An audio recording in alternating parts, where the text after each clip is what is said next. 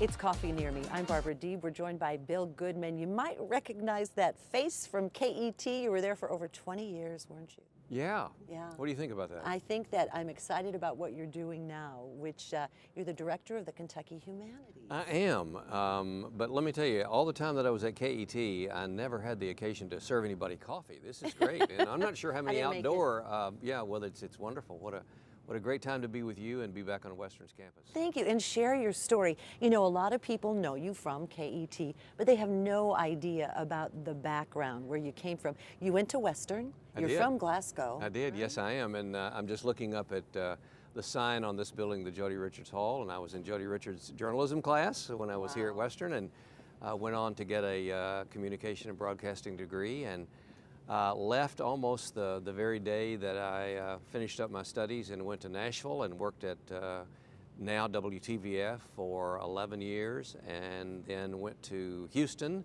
to the NBC affiliate there as news director, and had a great time there before something happened in my life, and I came back to join my dad in a business. He was ill and trying to sell the business, and I thought, why not take a break from broadcasting and do something like that. And I loved being in a small town, Glasgow, after being in Houston, Texas. No, I can't imagine. So it was great. It was fun. I got to join the Rotary Club. Journalists and news directors at that time weren't joiners, and I hope they're still not now.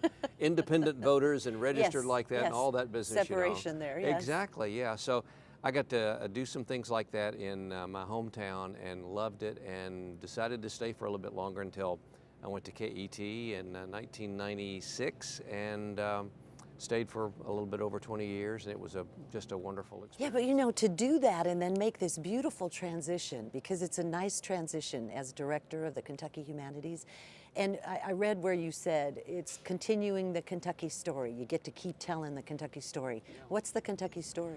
Well, telling Kentucky stories has been the sort of the name that Kentucky Humanities has had for a number of years. But I always thought at KET, Kentucky Educational Television, they've been telling Kentucky stories for 50 years. They just celebrated their 50th anniversary. So I always thought that I did that, whether it was the book club at KET, which I loved doing, Kentucky books by Kentucky authors, or whether it was Kentucky Tonight, looking at issues that affected the entire state of Kentucky and how important they were.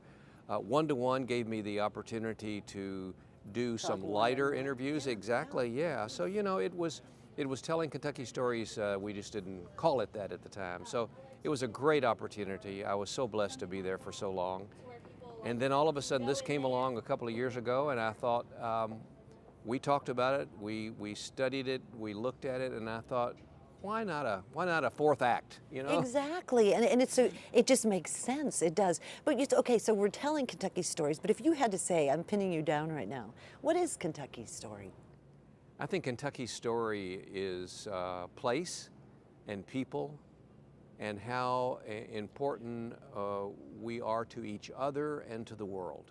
I like that. I like that a lot. You talk about place. You also talk about food in the book that you wrote. And its name is? Beans, Biscuits, Family, and Friends, there you Life go. Stories. That's Kentucky's story, right? Well, the title, of course, Beans and Biscuits, and then family that I write about, and the friends that I spent some time with when I was in Glasgow for that period of time. It was important for me. We talked about your graduate degree a few minutes ago. I was so fortunate to go to Spalding University to get an MFA, and part of that discipline is to begin to do a little bit more serious writing. You would laugh, it's hilarious if I pulled out my first essay that I did for my semester when I began, and it was strict journalism, you know, right down the line. Yes. Who, what, where, and my mentor at that time, Diane April, who's quite a well-known Kentucky writer herself, and still is on the faculty at Spalding, said, you know, this is not exactly what we're talking about. Now, she had been a journalist too, so she said, you're going to have to do it. So I really learned to write a narrative and tell a story, and it wasn't just facts and figures that I'd been so accustomed to doing for, gee whiz, 40 years. Yeah, yeah. So I think I did that fairly well, and I loved it, and I wish I had the time to do more. One of those stories is about something that you and I are going to collaborate on, right? That's correct. One of those Joe stories was Downing. about Joe Downing, a Kentuckian, an artist who was probably well known, more well known in Europe than he was here in his own home state. And a protege of Picasso's. For those of you that don't know anything about Joe Downing, you can look that up. But yes, there's a Joe Downing museum here in Bowling Green. So Barbara and I have gotten together, and we've sort of decided that someday we're going to sit down and begin to write his biography, because there's not really any definitive look at his entire life as a body of work. And so I'm kind of excited about that project too. Well, maybe that'll be your 5th chapter, right? when you could do more writing after the humanities. Let's talk about the humanities, because people hear that title, right? The humanities, and then they hear Kentucky Humanities. What is it? Well, it's not an easy thing to define.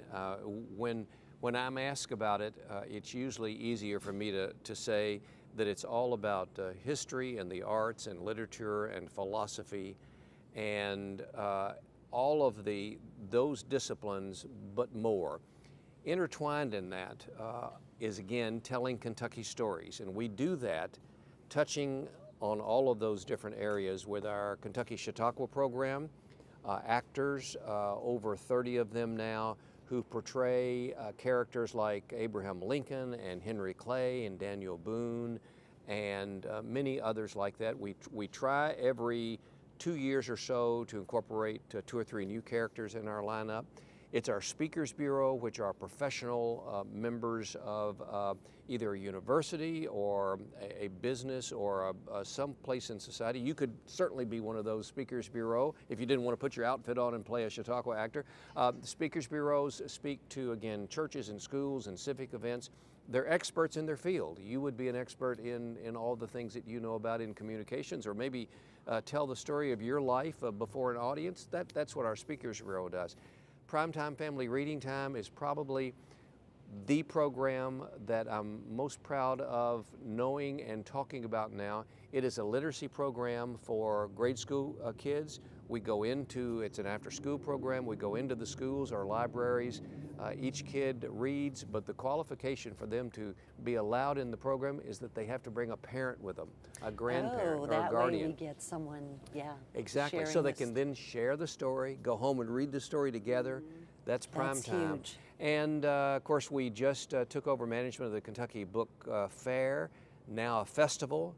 In 1 year alone, we're taking it from 2 days to 6 days. Whoa. We have events Monday through Saturday, and we're excited about it. And it's held where? It's held at the Kentucky Horse Park All-Tech Arena. We moved it from Frankfort because we lost our convention space over there.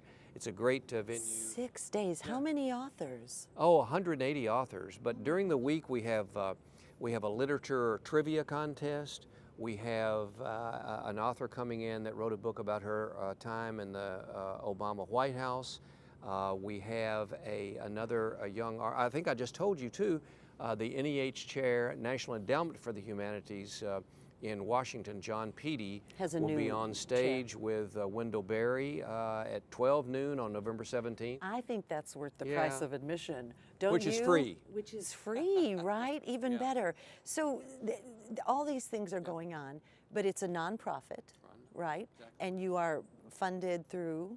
All of our funding, no state dollars at all. All our funding comes through Congress, appropriated by Congress, and that's the way Lyndon Johnson set it up way back in 1965, and it's been that way ever since. Some state councils do get some state dollars, some taxpayer money. We do not. We've never applied for it. It would be nice if it fell out of the sky into our lap someday. We could do more programs. Yeah. But we don't use state money. And it provides us enough, and we have so many great friends and supporters, just like you do here at Western, and just like your radio and television stations do sustain themselves through foundations and funders and grantees and all of that, and that helps us out a great deal. Well, the funding, you know, that's a separate issue. We're not going to talk about that because we're talking about you. But, you know, the humanities, where do you think it sits right now in the grand scheme of things in this current, I don't want to get into politics right here and right now, but just the humanities in general? Do people have the same respect? Oh, I think they do, Barb. And we get great not only communication with, I'm going to say, with our congressional delegation from Kentucky. All of our, and as you know, 7 of the 8 are Republican, and you would think, but they support us. Bill Goodman, you're doing some good things. We're going to talk more about that. Now remember, you can continue the conversation in the comments section. I'm going to ask Bill about where he thinks the humanities stand in the current climate. We'll pick that up in the next segment. Thanks for joining us on Coffee News.